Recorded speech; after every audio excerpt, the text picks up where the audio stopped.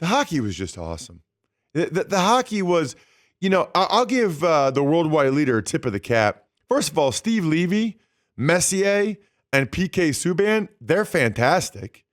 And then that feature they had on the guy that keeps all of his white gloves, he's never actually touched the cup. Paulie just whispered his name to me. How do you know the guy's name? Phil Pritchard, the keeper of the cup. He's been in studio before. He's had the same haircut since like 8th grade. It's unbelievable. His haircut is unbelievable. He's a great guy. He's been in studio. He handles the cup. He travels around the country. He takes it places. He's responsible for it. He has multiple pairs of white gloves. Well, he has thousands of white gloves. He wears a new pair every time, I think, and he saves all of them. I feel like that would be pretty valuable memorabilia, to have the white gloves for when your team got the cup that night. And then in the game, if you were not sure whether or not you were up for this, like if you were not sure whether or not you were going to watch the entire Stanley Cup Final, Game 7, they scored 2 goals in the first 7 minutes. I mean, the Panthers score like 5 minutes in, and then 2 minutes later, the Oilers scored. And it was like, oh, it is on. Now, there's only one more goal the whole rest of the game.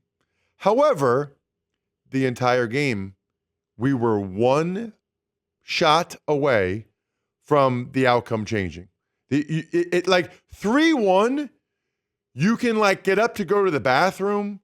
3-1, you can go get water. When it's 2-1, you're like, wait a minute, no. Like, I'm not missing this. I've been watching this for an hour and a half. I am not going to go refill my water right now. I'll wait till the next commercial break, or I'll wait till the intermission. I'm not like, if there's a goal that ties it at 2-2, or there's a goal that breaks the 1-1 tie, I'm not missing that. Seton? That's what I kind of love about scores like that. Like in hockey, if you're down by 2 goals, the game is over. You score 1 more, and you're right back in it. You know what I mean? Like, all right, we're back. Now we can do this, But if you're down by 2, well, it's over. We can't do anything about this. Well, wait, 1 more? Now we're in it.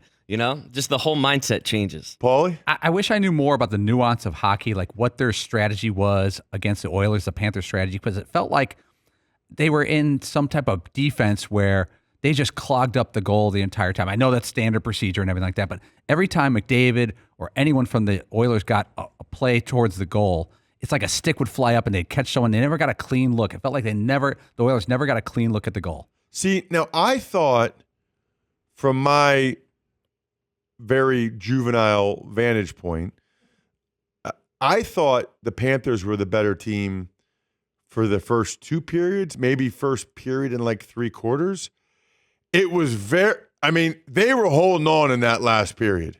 There were a bunch of chances. And I know we'll get into Connor McDavid winning the Conn Smythe Trophy, and that's actually what I'm looking forward to from TireRack.com, the official tire expert and retailer of the Dan Patrick Show. Go to TireRack.com/Dan. Try the Tire Decision Guide and see the full line of General Tire tires. Special offers, free road hazard protection, and mobile tire installation. TireRack.com, the way tire buying should be. I know we're going to get into Connor David winning the Conn Smythe Trophy a little bit later in the show, and there's a lot to get to there. I will just say this. If you go back and watch some of the highlights they showed, he had, 3 or 4 passes in the second and third period, that could have been goals. In fact, if you watch right before the go-ahead goal by Reinhart from the Panthers, the Oilers had a better chance to score. The puck was like slowly going past the crease, and there was no guy there to be able to tap it in for the Oilers. So I know there's a lot of talk about McDavid not scoring last night, a lot of talk about the Conn Smythe stuff, and we'll get into that. But I think he played a little bit better than people realize. That's the thing, too, that's so tough about hockey. I feel like in basketball, you can like clear out and give the ball to Michael Jordan or give the ball to LeBron, and it's like, okay, they're either going to score or you have to clearly go double team them, and then maybe they can pass it to the open man and John Paxson or Steve Kerr, or I'll throw a little Craig Hodges in there. We'll make the open jumper. Hockey doesn't really work that way. Because the line changes. Like But McDavid. also, you can't just like, I know in the NBA you can play zone now, and so that's a little bit different. But in hockey, it's not like. And also, you have to get the puck past the blue line. It's not like they can just like throw the ball to Connor McDavid and then run a clear out, and he can ISO one. By the way, if they could do that, he would score about a zillion goals because he's unbelievable. But you can't. I feel like one guy, as good as McDavid is, I feel like one guy can't totally take over like they theoretically could in the NBA, like where Steph Curry is just making 30-foot threes. It's like, okay, well, what are you going to do at this point? Is that fair? Yeah, it's How do you have a hockey guy take over? You can't just give him the puck and say, everybody else, let's run a clear out for McDavid. Yeah, I'm sure there's plays they get it to him, but I think it's more so the shift changes. What does he spend? 22 minutes on ice in the entire game? You know, like he's got to.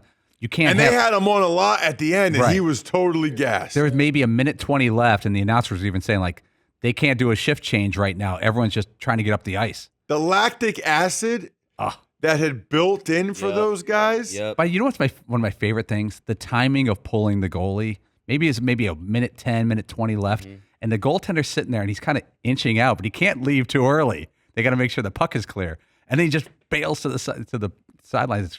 It's awesome. I think I wonder if there's any type of research or data as to when you pull the goalie. Like, why do they always do it with like a little over a minute? I mean, are you more risky and you pull them like with 2 minutes? If you're down 2 goals, you'll pull them even earlier. Yes. I saw that. I think the Panthers did that a couple games ago. But do you think that's just like a coach's intuition and gut reaction? Or do you think they have data that says this is the optimal time to pull your goalie, Seton? They have to have some kind of data because just as much, like, I don't know the risk reward of that, right? You have to have that kind of data where all the other team has to do is win the puck back and fire it down the ice.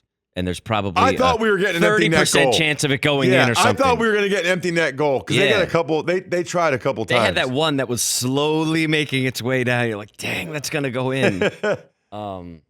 Yeah, I mean, I would imagine that they have that down to an exact science, or well, as close as you can, you know.